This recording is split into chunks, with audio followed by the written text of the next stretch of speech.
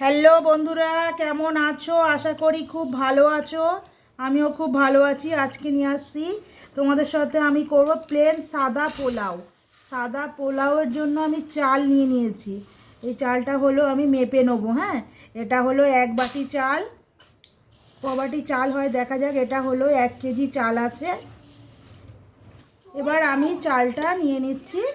প্রায় 3 বাটি চাল হয়েছে। আমাকে এতে দিতে হবে 3 বাটি চাল। 3 বাটি চালটা আগে আমি এটা খুব ভালো করে সাদা প্লেন জলে ধুয়ে নেব।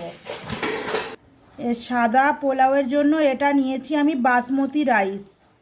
আর এটা ভালো করে একটু হালকা হালকা জল দিয়ে আমাকে ধুয়ে নিতে হবে। বেশি নাড়িয়ে ধুলে হবে না, এটা হালকা করে করে আমি ধুয়ে নিচ্ছি যাতে চালটা ভেঙে না যায়।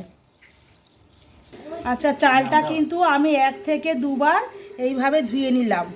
ধুয়ে আমি জলটা ফেলে দিচ্ছি। আর জলটা ঝরিয়ে নিতে হবে। পোলাওয়ের জন্য চাল সবসময় কিন্তু জলটা খুব ভালো করে ঝরিয়ে নিতে হবে। স্টিলের এতে দিয়ে দিচ্ছি যাতে জলটা তাড়াতাড়ি ঝরে যায়। এইভাবে কিন্তু আধ ঘন্টা মিনিমাম এইভাবে রেখে দিতে হবে চালটা। চালটা কিন্তু আমি একটা ছাঁকনিতে, মানে স্টিলের ছাঁকনিতে এইভাবে আমি জলটা ঝরতে দিয়ে দিয়েছি। মিনিমাম কিন্তু এটা আধ ঘন্টা এইভাবে রেখে দিতে হবে। 1 কেজি চালের জন্য কিন্তু আমি 100 গ্রামের মধ্যে পেঁয়াজ কুচি করে নিয়েছি আমি এটা। আর আমি একটা হাঁড়ি বসিয়ে নিয়েছি গ্যাসটার মধ্যে। আর এতে দিচ্ছি আমি সাদা তেল। সাদা তেলও কেউ দিতে পারো, আবার অনেকে ঘিও দেয়, ঘিও দিতে পারো। আমি কিন্তু দিচ্ছি সাদা তেল। আর আমি 1 চামচ ঘি দিয়ে দিলাম। এবার আমার ঘিটা আর তেলটা কিন্তু খুবই গরম হয়ে গেছে। আমি এতে দিয়ে দিচ্ছি কাজু বাদাম। আমি বেশ খানিকটা কাজু বাদাম একটু লাল, হালকা হালকা লাল করে ভেজে নেব। খুব লাল করব না, জাস্ট 2-3 সেকেন্ড দিয়ে লাল করে নিলাম।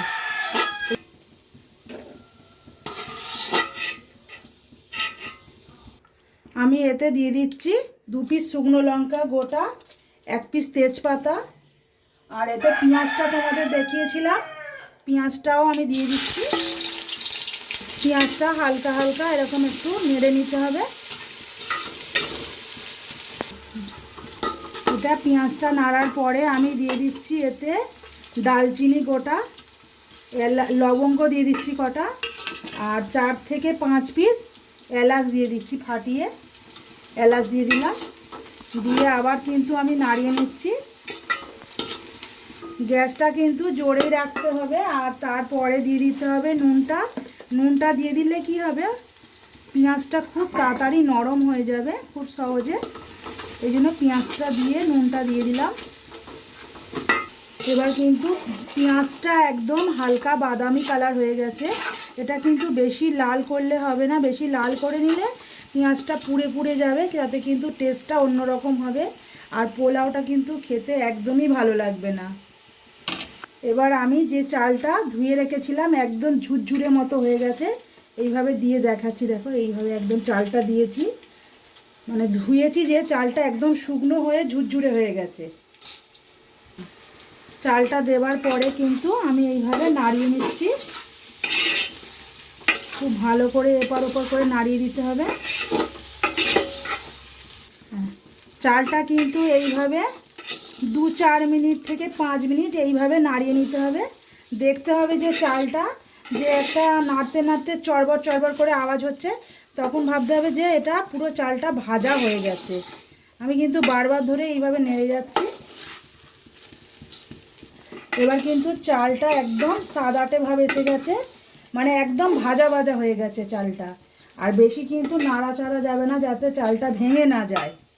আমি কিন্তু এতে 3 বাটি চাল দিয়েছি, তার জন্য আমি কিন্তু 3 বাটি জল দেবো।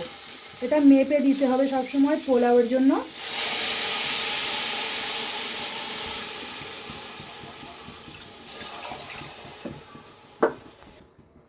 আমি কিন্তু মাঝখানে একটা কথা ভুল বলে ফেলেছি। এটা কিন্তু 3 বাটি চাল মানে 6 বাটি জল দিতে হবে। তা আমি কিন্তু 6 বাটি জল দিয়ে দিচ্ছি এতে। 6 বাটি জল দেওয়া আমার কমপ্লিট।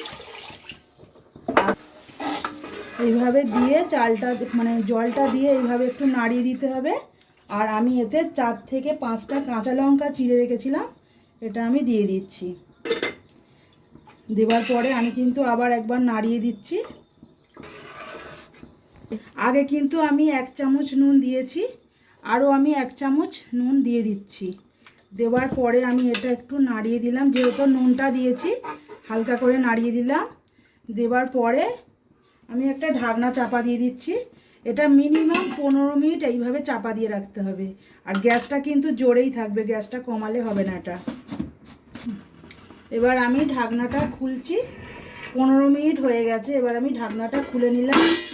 নেওয়ার পরে আমি আবার একটু নাড়িয়ে দিচ্ছি, এইভাবে হালকা করে নাড়াতে হবে।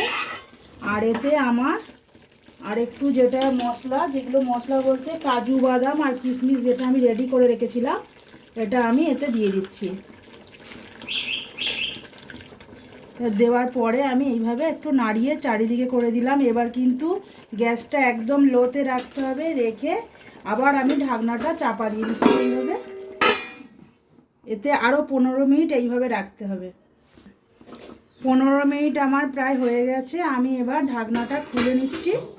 খুলে আমি নিচে থেকে দেখিয়ে দিই যে একদম পুরো ঝরঝরে পোলাও হয়ে গেছে।